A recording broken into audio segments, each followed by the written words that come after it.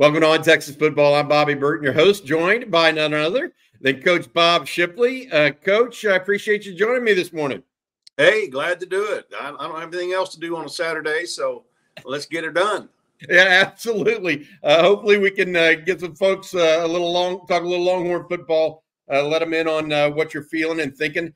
I thought it was interesting. I wanted to, first of all, people that don't know this or what have you, Coach Shipley is the father of Jordan and Jackson Shipley. He works with us here at On Texas Football. He and Rod Babers, as well as CJ Vogel, co-host The Winning Drive on Monday and Thursday afternoons. He's just a very big part of what we do here and a jewel to what we do, and we appreciate him very much. So, Coach, after saying all that, let's get in and talk a little Longhorn football, if you don't mind. I was at the SEC Media Days this week, and a couple of things I want to ask you about that Steve Sarkisian said.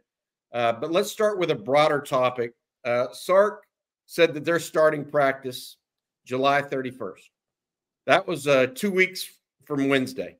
So literally we're looking at 10, 11 days until the start of practice for Texas. What, in your experience as a coach, what are the final paces coaches are going through right now in this window of time, this 10 days or so, outside of recruiting, because that's always going on? But what are the things that Sark and his staff are really trying to get done right now? Well, I think they're, obviously they got to get back in the football mode because, as soon as spring ball's over with, recruiting, and then, camps, and you get a little time off. And so getting everybody back together and thinking about, the start of the season. I think one thing that, your analyst, your GAs, your student assistants, whoever, and whoever that encompasses are constantly breaking down film, constantly looking at putting packages together for the coaches for the upcoming season on each opponent, anything they can get off. Of course, you've got the film you trade, but you've got your TV copies too, and occasionally that will show some things that maybe the other footage doesn't show that you're getting from the, on the film trade. So they put all that stuff together so the coaches have every possible angle, and so that just constantly has been going on.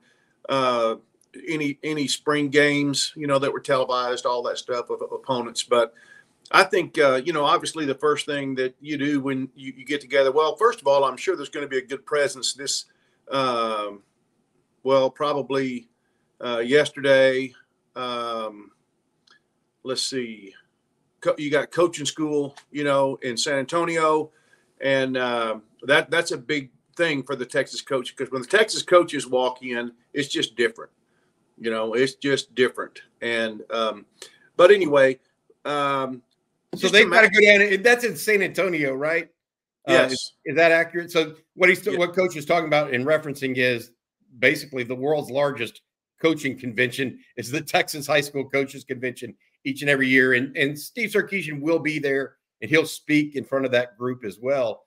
But I think that they'll go do that. What are some of the things that, like, literally, are they getting the the practice plans lined out right now? Are they saying this is what we're going to work on the first 2 weeks, and then the following 2 weeks we'll go into game plan for Colorado State? How is that kind of that thought process? Yeah, I think that's the first thing you do, and the coaches that I've worked for in Texas, and I've worked for a few of them, unfortunately, but everybody pretty much approaches it the same. You come up with a master schedule, and so you work with your director of football operations on a lot of that stuff, because he's the one who has to put or chief of staff, whatever they're calling that person now. They've got to put all the schedule together. But as far as so the coach and maybe the head coach and maybe coordinators, meet and kind of talk about the big picture of practice schedules and what days they want to take off, what times they want to practice, and all that stuff. Just putting together a composite schedule of training camp, and that's no easy task, as you can imagine. then the chief of staff or director of football operations will get with the nutrition staff and the strength staff, and and just make sure that everything's plugged in the way the coaches want it, plugged in. So that master schedule is obviously the first thing you're going to do. Then then you start getting to specific planning of practices. We always would have a staff retreat at a place out on the river or on the lake, and defensive staff meets over here, offensive staff meets over here in another building, and just start working on building practice schedules, building your scout teams, hammering out any last minute depth chart stuff, trying to get a plan of how you're going to be able to get a look at each guy, in a rotation, how you're going to rotate him through practice, and that type of stuff. And then scripts of practices, going through and scripting what you want. Every play in practice has scripted. That you don't just go out. Very rarely there might be a free scrimmage at the end or something that a coach might just call something off the top of his head. But every drill, every play that you run in practice against scout team is scripted. It's scripted with the play, the motion, all that stuff. If you're on offense, it's scripted with the scout team defense, what defense they're going to be in, what coverage they're going to be in, what blitzing they're going to do. Every single thing is scripted out, and that takes an awful lot of work. And I think another thing you do together at a staff retreat is hammering out that depth chart, because that's something that you're so busy in recruiting and everything, you don't really maybe get a chance to do that after spring ball the way that they're going to. And plus it can change as guys have emerged through summer training and things like that maybe this kid deserves a shot, to get more snaps or reps with this group or that group. Like I said, putting together scout teams, that's very important. You want to get the best look you can get. You want to try to put your scout teamers in a position that they're comfortable with. And then now's the time you start hammering out film study, on your opponents, and especially, your first 2 or 3 opponents, and getting an idea of you really have to know what you're going to be doing the first few games in order to script the things in practice that you want to script, So, and you start just generic game planning, because like I said, there have been people that have been working on opponents for months and months and months. And so they've got more information than they could probably ever use. So they have a pretty good idea, barring any staff changes, of opponents on, putting together a game plan, and then just the rah talk, about coaches' expectations, through training camp and all that stuff. I think, we've got a pretty good portion of our staff has stayed together. We've had two coaches. Linebacker coach Jeff Choate off to be the head coach. That's right. At Nevada, and then also obviously Bo Davis headed over to LSU. Yeah. So I think that's it in a nutshell. I think it's something that is for people that are easily bored. You probably wouldn't be a coach at that level, because it's tedious work. It really is. It's very tedious. Everybody sees the results on Saturday, go, yeah, I'd love to be a coach. That looks so much fun. And you go back and look at everything, that goes into just that first game is really mind-blowing, in my opinion. Gotcha. All right. Speaking with Bob Shipley of On Texas Football. Coach, before we get going to the next question, I want to talk to you about the offensive wide receiver rotation. Sark mentioned that. Get your take on it, as well as the interior of the defensive line.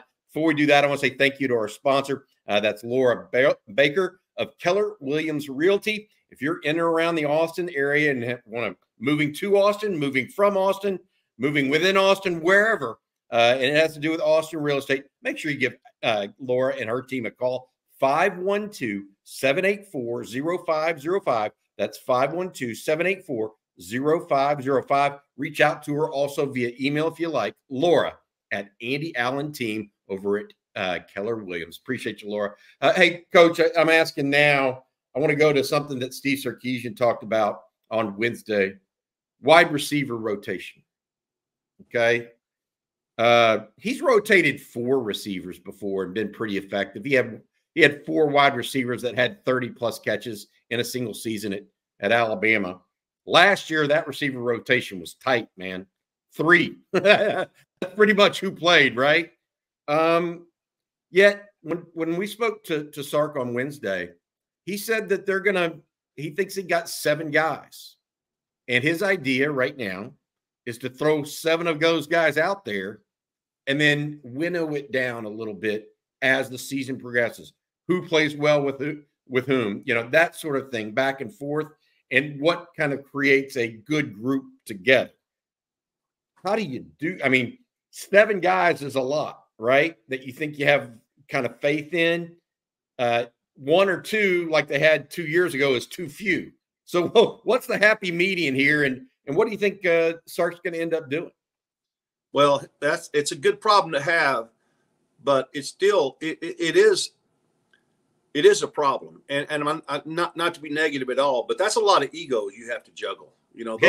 Those are guys, all 7 of those guys plus the other 7 guys in that room, or however many they have, all have aspirations of being NFL players, and they know they can't make it to the NFL without showing something on film. And so everybody wants to get on the film. So juggling all those egos is going to be a challenge. It's a double-edged sword. Everything is, there's good side to bad side to it, but I think he's got a pretty good track record of doing that in places that he's been. And I think that can even determine playing time. People that, players, one coach I worked for at the university said, we don't reward pouting. We're not going to reward pouting. So if you're going to pout, just go stand over there. We're not rewarding pouting. So, the way the guys buy into it could have a lot to do with who plays. But you start looking at, at the guys that have come in and some of the guys we have coming up. I don't even know where you start. I really don't. One depth chart I looked at had Silas Bolden as 3rd team. I mean, I don't know how it's going to work, but I think that Sark hit the nail on the head when he's talking about working them all in. The one thing you have in the wide receiver room, Bobby, and you have it all across the roster, that is diversity. Speed. You have speed, and you have guys that have diverse skills that are players that can do a lot of things well. They're not just, a short, really fast guy or a real tall guy that's just a leaper. These guys have a great skill set. And so finding that fit, putting the pieces of the puzzle together with maybe things we want to attack, things we're going to do this drive or this game or this quarter or whatever it is, and figuring out that puzzle. And it really is a puzzle, who works well. And as the season progresses, and this is not even counting bumping out tight ends and bumping out running backs. And, we've got Jaden is a guy that can, you can bump him out, and you've got another. So you've got a lot of people that are wanting one football. There's only one football to go around. So I think the way Sark attacks this is going to be very crucial to that atmosphere in that receiver room, because as much as we want to talk about the great job he's done with the culture, it doesn't take a couple of guys to start, murmuring and whispering in the back, and those guys will eliminate themselves, and hopefully those guys are the minority and not the majority. But Ryan Wingo, how do you keep Ryan Wingo? And you see the things that our quarterback is saying about him, and he's a guy that just is freakish, if you ask me. But obviously Quinn has a lot of faith in him, and John Tay is a guy that has, from the reports I'm hearing, is doing a great job with his summer workouts and is really kind of spreading his wings. And then then you've got the Bond and Golden, as I said, and Bolden and DeAndre Moore. I don't know, if you had to pick 3 of those guys to put out on the field, who are you putting out there, Bobby? That's the question, right? That's what we keep coming back to. And I think Sark was I felt like it was interesting how Sark put it. I can't remember the exact words, but paraphrasing, he kind of said a little bit about what you said. I mean, they will rise to the top and or fall off. I mean, that's just the natural part of it. Some of them will be more ready than others. Some of them will make big plays, more big plays than others. It'll be a natural thing that occurs, but it's not going to be Steve Sarkisian deciding it as much as it is the players that are out there on the field deciding it. And I agree with you. It's one of those things where, you know, I think I see Silas Bolden, for example, young man from Oregon State. We've had him on the show. You know, he has a lot of explosive ability. How do you marry that with, I don't know, with a Jonte Cook, who's also not exactly a big wide receiver, right? And an Isaiah Bond, who, again, is not a real big wide receiver. It'd be hard to go with those three together, but maybe if you had a Ryan Wingo in there or a guy like a Matthew Golden, a little bit bigger, right? How do they all meld together? And I think, you know, we'll see what it looks like. And which I think to that point, you know, who moves the ball best? Yeah, some of those guys will separate themselves because, you know, I love the guys that attack each practice as a game almost. I mean, there's it's going to be this way for the rest of their career, whether they're in college or whether they're in training camp in the NFL or whatever. You're trying to get the coach's attention. You're trying to put your showcase until you get to the point in the NFL where, you know, you've established yourself. It's going to be a competition, and the guys that can go up and get the jump ball, the guys that can the guys that can make the big plays like Xavier, you know, those guys will come to the top. And but you've got to have all of them because it's a long, rough season, and the likes of which we probably haven't seen in I don't even know how long it's been since we've had a schedule like we have now. But you know, they're all going to have to play. All 7 of them are probably going to have to play. And if you can get through without injuries, that's going to be a key to this season, as anybody knows that. Yep. All right. Let's talk a little bit about the defense. There's 2 pieces here to this. The defensive line, Sark went out and attacked the interior of it with 3 guys in the portal. Bill Norton, Tia Savea, as well as Jermaine Lole are added to a group like Alfred Collins, as well as Vernon Broughton, Aaron Bryant, Sadir Mitchell, Alex January, a freshman as well. They've got numbers there, but people are worried about the offense or the defensive line holding up in general. I tried to explain this on Friday's Coffee and Football. Last year, if you were to grade the combo of Byron Murphy and Tavondre Sweat, if you were to give them a number grade, you would probably grade them a 100, right? Like that, A++. You pass, guys. Go on to the NFL and go make your money, right? Texas this year, I think probably you expect them to make an 80 or an 85. Is that about where you're at? I mean, yep. You can still have a good defense. You're probably not going to have 2 first-round picks or a first-round pick and an early second. Is that, you feel that way? Yeah, I think I'm right with you on that. I would say the way I feel about it from what I've seen, you know, if you're ranking those other guys up close to 100, I think and that's not bad. But those guys we had last year will spoil you real quick because, you know, you had Batman and Robin. You had one guy that had, I mean, you know, the power and the hole stopper, and another guy just wreaking havoc, you know. So I don't know that we're going to have that, although, you know, I don't want to sell these guys short. I mean, you know, Vernon Broughton and Alfred Collins, they put a lot into this program. I mean, those guys we recruited them, and they're great kids from great families, and they've got a lot on the line this year, and they've got some people nipping at them, you know, Lole and Sadir Mitchell. And I mean, there's some people nipping for playing time at those guys' heels, and they're going to get it because, as you know, in this conference, we're going to have to rotate those guys in and out, especially against, you know, a good offense who's going fast paced and so forth. But we'll get a good test pretty early. I think I'm not sure we won't get the test that our offensive line is going going to get when we go to Michigan. But that'll be a huge test for them. As you know, Michigan with probably the best defensive line in the country on paper anyway. But that's a good team that can expose some things defensively for us. So we'll get a good look early.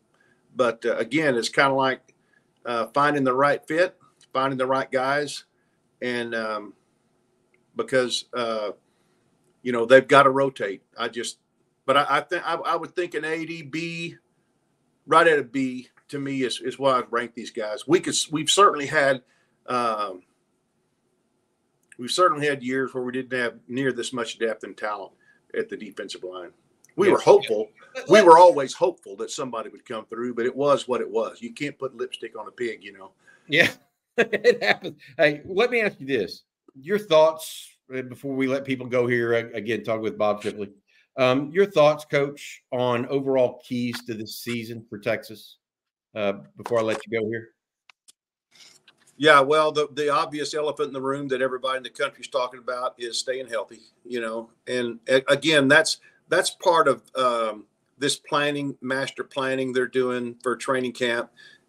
How do we get the most out of our guys, but keep them healthy and keep them fresh, and some of that kind of going back to planning training camp, some of that you've got to use common sense, because there's going to be some days. I mean, it's been kind of crazy this summer. We've had a couple of cool fronts come through, and it's been amazing.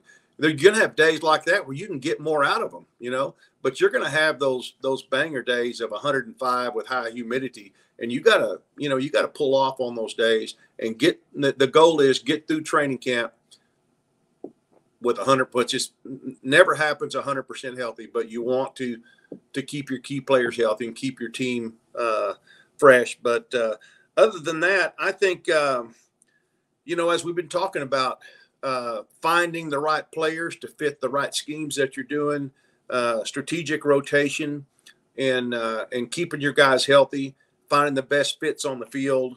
And really, I think probably more than anything is going to be mental preparation for this season, because, again, it's going to be, there are a few games in there, obviously, that aren't going to have as much pressure on you as others, but you can't think in those terms. You got to play at your level every single week, and you got to prepare, as they say, prepare for chaos, because there's going to be things happen this season. There are things that happen every season where adversity hits, whether it's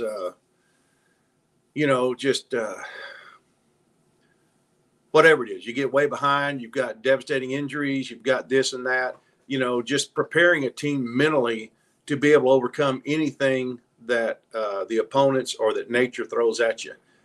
Somebody asked me the other day, we were out doing some exercising in the rain, and what y'all doing? We practiced in the rain. Good night. I mean, as long as it's not lightning, you're going to practice in it, because as long as it's not lightning in the game, you've got to play in it. I had a college coach one time, and we never got much rain in Abilene. He came out with a pail of water one time, Ted sitting, and right when the center was about to snap the ball, he threw the pail of water on the ball and said, "It might be raining Saturday." And so, you just have to prepare for those things. But I think that from what I've seen, the development of this team and this development of Sark over the past 3 seasons, he's got a pretty good handle on getting a team. I mean, I was a little frustrated at first coming out of the gates, and a lot of that may have been the talent, but I just didn't feel like that we play consistent enough every week. And with this schedule, as you know, it's going to be consistent. And that's just, it's like golf and every other game. If you don't have it right here, when tough times hit, that's when your team is revealed, the true character of your team. And I think that's going to be huge, to be able to get up one week and then come back the next week and do it again. And I think health and consistency. Exactly. That sounds like those are the 2 things that you think are key to successful season. That means that you think that they have the talent and the people in position to make a run at this. That's how I do. I really do. But my fear is this. And I don't know that I know the answer to the question. None of these players have ever gone into Kyle Field. None of them. Yeah. Ever. how do you prepare a team for that? Well, OU's gives you a glimpse of it, but half of those folks at the OU game are for you, But you can, imagine a stadium 90% full of OU fans in that situation. Times two, maybe, whatever it's going to be this year. It's going to be an incredible atmosphere. But, none of these players have ever done anything like that. So how do you prepare them? I'm not sure.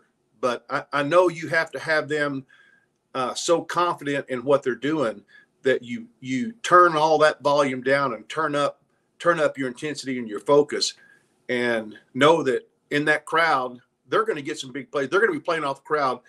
You got to somehow use that to your advantage, which I thought he did last year. What was that little mantra he had last year about people loving to hate us, or embrace the hate? Embrace the hate. That's it. So see, he's already off to a good start there. They've got to emphasize that, because there's going to be some tough road games this season and the upcoming season, the likes of which most of this team has not seen before. And you've got to trust your training, as they say. And I think that's going to be key. Yeah. Well, I mean, they did go to Alabama last year. Luckily, I think in some ways, I think it's fortunate that they're going to Michigan, because they'll get a taste of that kind of huge bowl-like atmosphere up there before they hit really take on the middle of the SEC schedule this year. So health and consistency, that just tells me, I'm just going to go back over that. That tells me that you like where Texas sits. It tells me that defensive line, while it's not Byron Murphy and Tavondre Sweat, you still got a good deal of confidence there. I do. You got confidence that they'll figure it out at wide receiver, whatever that rotation looks like, and that when they do, they will be very good, right?